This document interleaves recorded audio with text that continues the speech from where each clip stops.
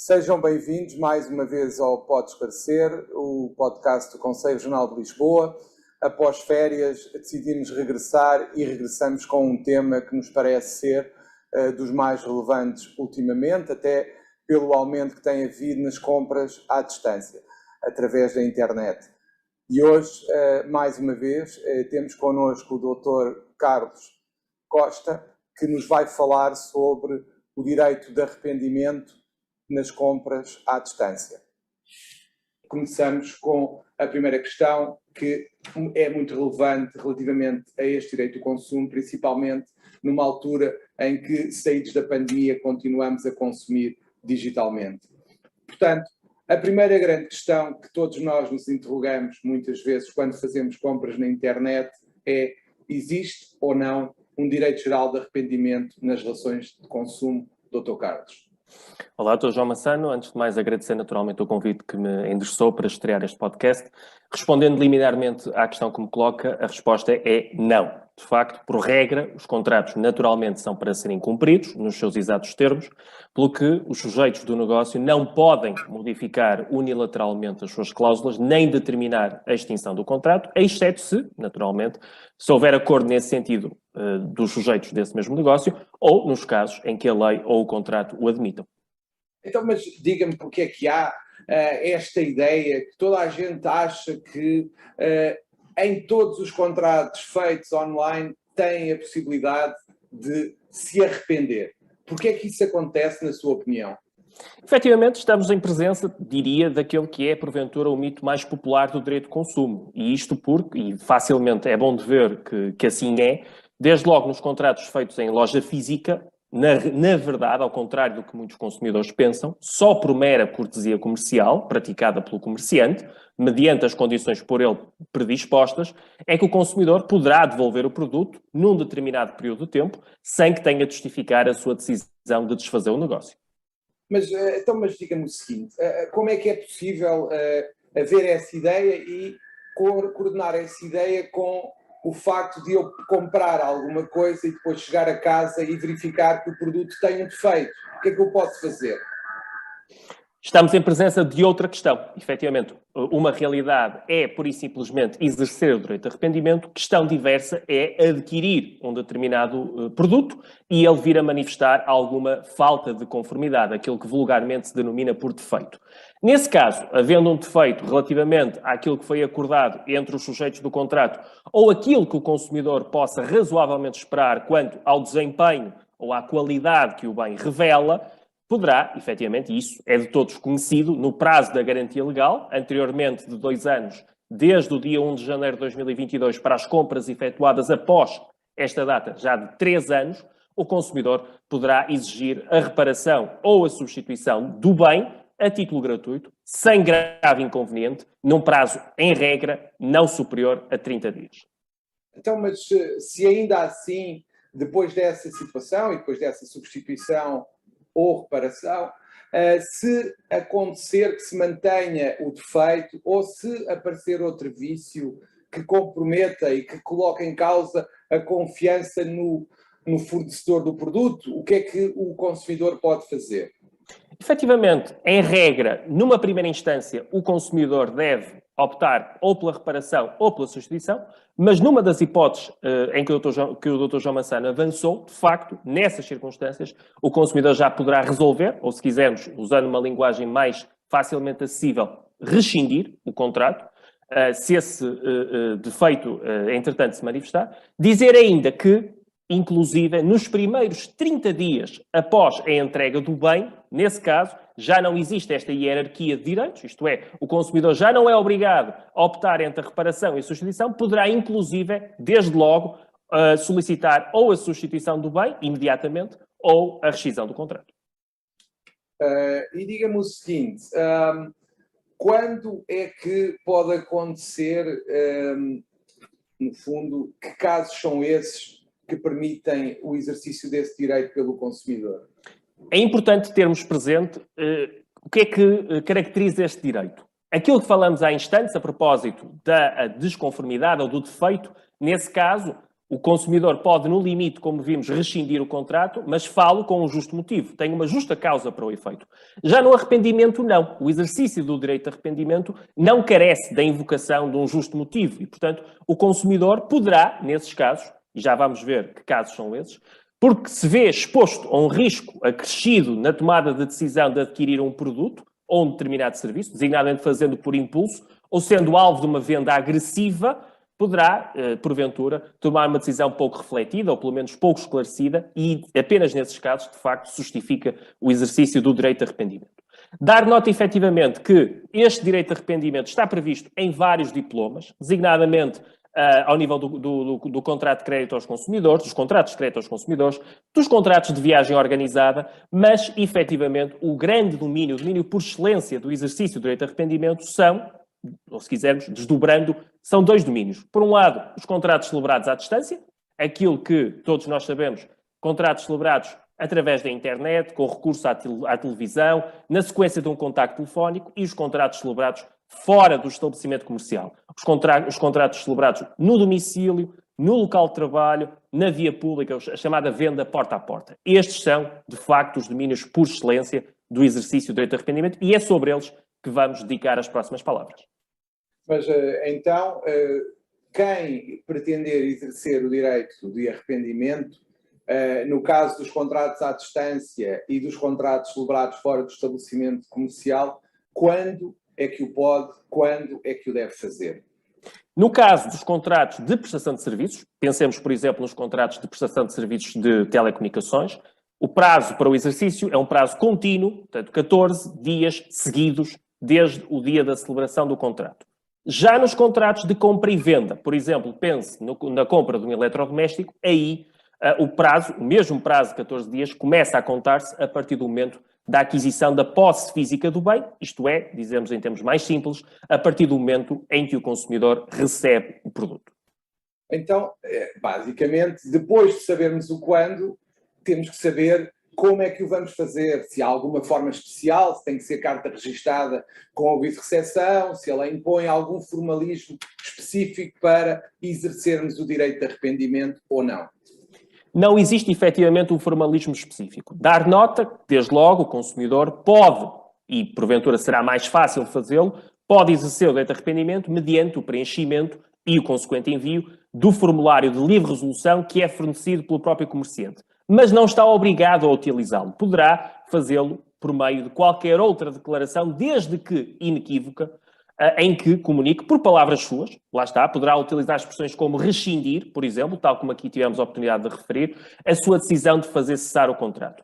Como é que o poderá fazer? Não está sujeito a nenhuma formalidade em especial, pode fazê-lo por meio de carta, por contacto telefónico, devolvendo o bem, neste prazo de 14 dias, ou por qualquer outro meio suscetível de prova nos termos gerais. Diga-me o seguinte, agora falando de todo o formalismo, agora do lado de quem vende ou presta o serviço, esse sujeito tem alguma obrigação de informação relativamente ao consumidor antes da conclusão do contrato e, caso não o faça, há alguma consequência? Efetivamente. Diante a panóplia de deveres de informação pré-contratual, isto é, antes da celebração do contrato, aos quais o comerciante está adstrito, um deles é precisamente informar o consumidor de que lhe assiste este direito de arrependimento. Caso não o faça, o prazo para o exercício do direito de arrependimento passa a ser de 12 meses a contar da data do termo daquele prazo de 14 dias. Ou seja, na prática, o consumidor tem 14 dias mais 12 meses para exercer o direito de arrependimento. Todavia, se durante este prazo de 12 meses, este segundo prazo que acabei de referir, o profissional, isto é, o comerciante, comunicar ao consumidor de que lhe assiste o direito de arrependimento, então, a partir desse exato momento, o consumidor passa a ter 14 dias para rescindir o contrato, desde o momento em que receba essa informação. E diga-me o seguinte, o consumidor tem que pagar alguma coisa para poder arrepender-se neste caso, ou não? Não. Essa é uma das notas típicas do direito de arrependimento e uma das notas peculiares do direito de arrependimento é o facto de o consumidor não ter que incorrer em quaisquer custos para exercer o direito de arrependimento, sendo inclusive nula qualquer cláusula, qualquer estipulação contratual que imponha ao consumidor uma penalização pelo exercício do direito de arrependimento ou cláusula, em termos distintos, que imponha uma renúncia a esse mesmo direito. Dizer ainda, inclusive, que o próprio custo de devolução do produto por parte do consumidor ao comerciante, após exercício do direito de arrependimento, na sequência, portanto, da comunicação em que ele manifesta a sua intenção de colocar termo ao contrato, esse mesmo custo é suportado pelo comerciante. Então, mas isso significa que mesmo que haja uma cláusula no contrato que diga que o consumidor tem que pagar um determinado valor, por exemplo, a título de custos administrativos do direito de arrependimento, ele terá ou não terá que pagar esse custo? Aí, diversamente, se o consumidor tiver sido previamente informado de que, de acordo com as cláusulas contratuais por norma predispostas por parte do comerciante, que ele terá que arcar com essa despesa, então, nesse caso, tê-lo-á que fazer. Dar nota, particularmente com interesse para os contratos de prestação de serviços de comunicações, de que falamos há instantes. Nesse caso, caso se verificar que o consumidor opta por ter acesso ao serviço imediatamente, isto é, celebra o contrato e pretende ter acesso ao serviço de telecomunicações no imediato, e ainda assim, naquele prazo de 14 dias, exerce o direito de arrependimento, nesse caso, nessa circunstância, terá que, uma vez exercido o direito, assumir o pagamento de um valor proporcional ao serviço de que usufruiu, o serviço que lhe foi prestado, relativamente ao conjunto das prestações que se encontram previstas no contrato. Então, e outra coisa que naturalmente qualquer um de nós que celebra esse tipo de contratos quer saber é, depois do direito de arrependimento, o que é que quem nos vende, quem nos prestou o serviço, tem que fazer? Ora, nesse caso, o comerciante, uma vez notificado desta decisão da parte do consumidor, terá que devolver a totalidade da quantia que o consumidor despendeu para adquirir o produto. Incluem-se aqui não apenas o preço do bem, mas quaisquer outros valores que tenham sido pagos pelo consumidor, nomeadamente os portos de envio. E diga-me o seguinte, há alguma situação em que o comerciante possa ficar com o valor? Pode efetivamente acontecer. O consumidor não, o comerciante, digo, pode efetivamente reter o reembolso dos pagamentos que tenha recebido da parte do consumidor, enquanto o bem que o consumidor adquiriu e que agora irá restituir, enquanto essa restituição não tiver lugar, ou, dito de forma mais rigorosa, enquanto o comerciante não tiver recebido o bem devolvido, ou pelo menos o consumidor não provar que procedeu à devolução do bem. Então, e outra coisa que muitas das vezes também se verifica e que as pessoas têm dúvidas é, e se as pessoas usarem esse bem durante os tais 14 dias, perdem o direito ao arrependimento ou mantêm? Não. Efetivamente, desde logo, uma vez celebrado o contrato, como é por todos sabido, o consumidor assume-se como proprietário do bem. E, naturalmente, enquanto proprietário do bem, é-lhe admitida a possibilidade de manipular o bem, fazendo-o de forma que não exceda aquilo que seria habitualmente permitido no próprio estabelecimento comercial, caso se tratasse de uma compra em loja física. Vamos a exemplos. No caso, por exemplo, da prova de uma peça de vestuário e de calçado, está em causa não apenas visualizar o bem, mas também vesti-lo e usá-lo para efeitos de experimentação. Outro caso, a compra à distância de um automóvel. Nesse caso, o consumidor tem a possibilidade de realizar um test drive, como tipicamente acontece num stand de automóveis quando fazemos a compra em loja física. Também, nesse caso, à semelhança do anterior, deve considerar-se que, quer num caso, quer noutro, estamos em presença de usos que são tolerados por parte do comprador, ainda que, note-se, tal implique uma diminuição do valor do bem para o comerciante. Mas, nesse caso, essa diminuição do valor do bem para uma eventual revenda enquanto veículo usado que o comerciante tivesse em vista, essa depreciação, o risco dessa depreciação corre por conta do vendedor. E se essa utilização durante os 14 dias for uma utilização imprópria, excessiva, ainda assim há ou não há possibilidade de exercer o direito de arrependimento?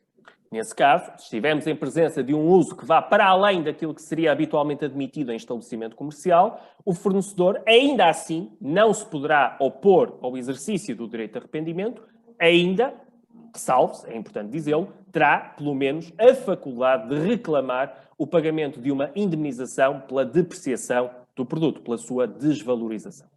Então, mas do que diz, doutor, eu posso concluir que o direito de arrependimento existe sempre? Também não.